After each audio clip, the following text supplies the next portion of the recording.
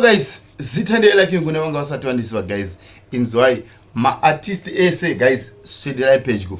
Tererai video iri kusvika rapera. Chinzwai guys. Riddim randiku play rinonzi smart riddim.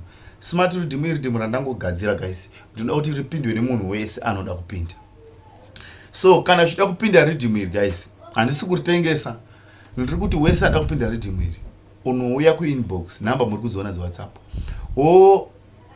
Kana uri South Africa, unondisendera airtime ye50 rand, MTN kana Telkom yavanenge ukwanisa kuwana ipapo.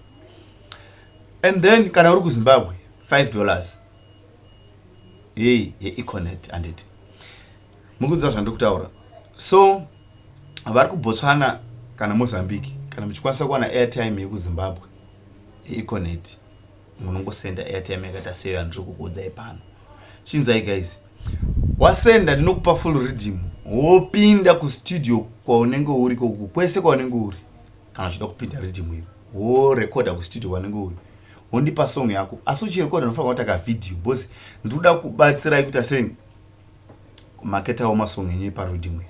Ndicha-uploada mavideo zvenyu izvozvo pamaplatform angu ndichipusha masong enyu. Asi ndinokumbira kuti munhu wese anenge achipinda riddim ange ane YouTube channel yekuti warekoda song yako, wo-uploada song yako, wondipa song yako nelink nechivideo ichocho kuti ndikwanise kupusha link rako reYouTube. Ndinoda kuti munhu wese aone maviewers. Chero kana 4 iwo awana ndapushawo neunenge wapushawo. Chatinenge chida chekuti wakomana tidini tigadzire chinhu ichi chive smart, zvinhu zvinakidze guys.